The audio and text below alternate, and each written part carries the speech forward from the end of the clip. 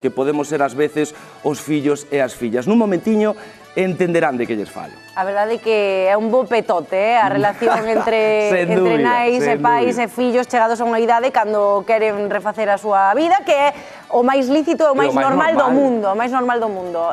Pasa na medida posible en todas as casas. O caso é que, mira, acabaseme de ocorrer que estábamos a comparalo co petote. Tú sabes o que é o petote? Non teño nin idea.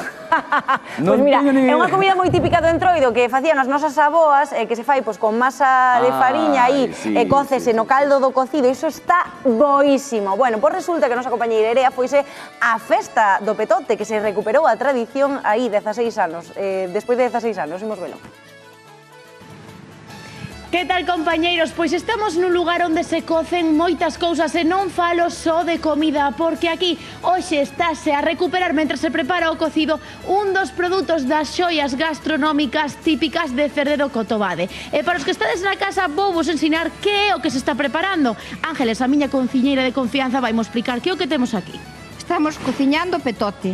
O petote vai moita xente que seguro que non sabe o que é. Conteme un pouquiño. Si, vou xa contar. O petote recuperouse, é unha comida que se facía antiguamente sempre os nosos antepasados para subsistir, porque non tiñan outro modo de acompañar as carnes, non había ainda o pan de trigo, fariña de trigo, e como en todas as casas había o pan de millo, porque se cosechaba centeno e maíz. Entonces fixeron un bolo que se chama o petote para acompañar o cocido. Pero a piques estivo de desaparecer, non é así? Estivo de desaparecer. Aquí no Concello de Cotobade hai 16 anos que empezaron a recuperar esta festa tan... ¡Ala, vai! Esta festa tan ancestral que hai e que gusta moito esta...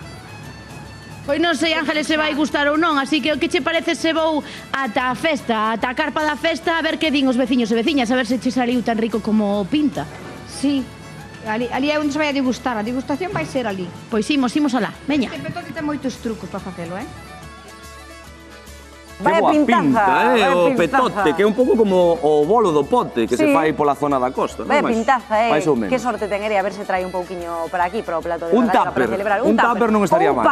Un palé, non escatimes, Adri, por favor. Somos moitos. Bueno, hoxe que estamos no noso derradeiro programa de Hora Galega fin de semana, a verdade é que, bueno, como que nos apetece lembrar historias que nos chegaron ben fondo aquí, desas historias fermosas que nos emocionan. Que, por exemplo, a historia de Manolo, seguramente, se son vostedes de Santiago ou se desplazaron algunha vez a Santiago, bueno, pois ata se cruzaron con él e ata lle vendería castañas, porque que Manolo leva 56 anos vendendo castañas. Comezou co seu pai moi noviño, o seu pai de feito introduxo o carrillo da locomotora, que é, verdad, todo un símbolo, todo un icono, unha institución polas rúas compostelanas, e a verdade é que non ten pensado de momento xubilarse, porque seu pai retirouse e xubilouse aos 80 anos, e parece que Manolo quere batir un récord familiar. Imos descubrir a súa historia, ou redescubrila, mellor dito.